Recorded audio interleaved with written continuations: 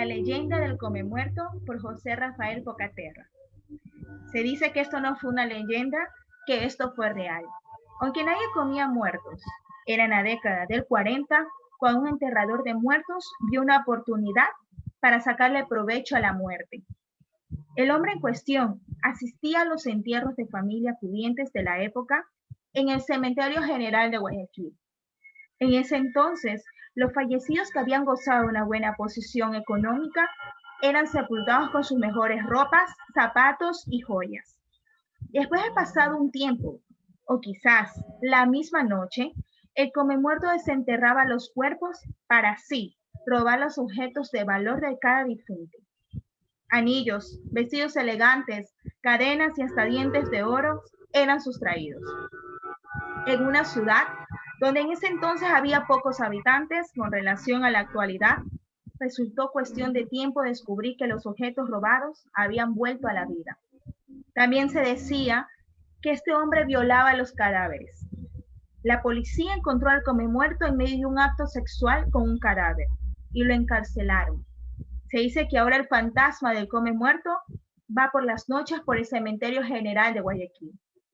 También se dice que don Ricardo era uno de los hombres más ricos de Guayaquil hace muchos años, como 15 o 20. Pese a su acumulada posición económica, el pobre no había podido hacer nada por salvar la vida de su padre, que padecía del corazón, y terminó muriendo a causa de esta enfermedad. Con gran tristeza la familia veló al anciano y tal como había sido su última voluntad, lo hicieron enterrar con el costoso anillo de oro, que siempre había llevado en vida.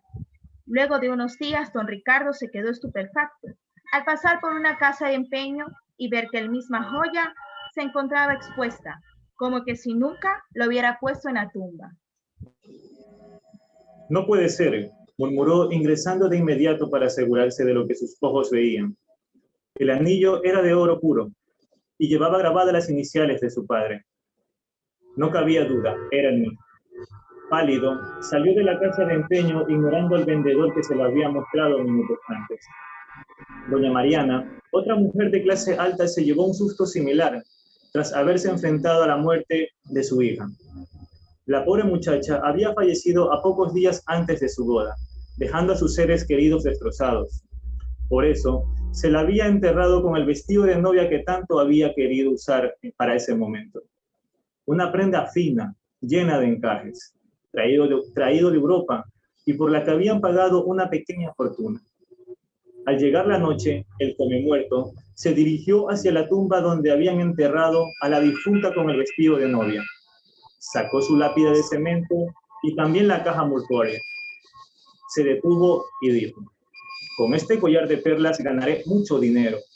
Nadie más tiene que verlas. Ya presiento un mal agüero. Antes de salir corriendo, debo darme diversión, ya que nadie me está viendo. Me darás satisfacción. Apenas un par de días después del entierro, doña Mariana pasó por un local del centro, cerca de la casa de empeño, y palideció. El vestido de su hija estaba a la venta. No le cabía ninguna duda.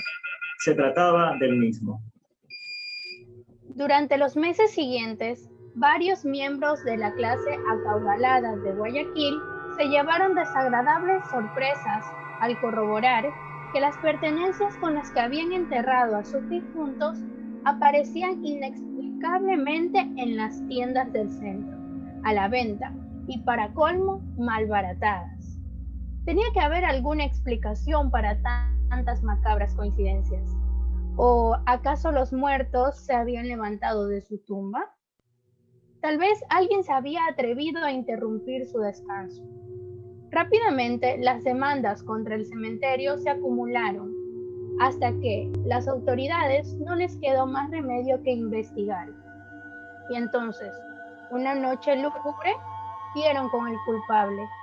Se trataba de un hombre sin escrúpulos, de apariencia siniestra, que aprovechaba la oscuridad para desenterrar los difuntos y profanar sus tumbas. Obviamente, solo lo hacía con las más caras y más lujosas. Los objetos, como joyas, relojes y prendas que sustraía, las vendía a los comerciantes del centro, para que pudieran rematarlas sin que sospecharan del oscuro origen de aquellas mercancías, o quizá preferían hacerse de la vista gorda. El Comemuerto, como lo bautizaron los medios, fue debidamente arrestado y encarcelado. Se dice que en la actualidad aún se puede ver rondando al Comemuertos en el cementerio general, tratando de hurtar alguna prenda de valor. Gracias.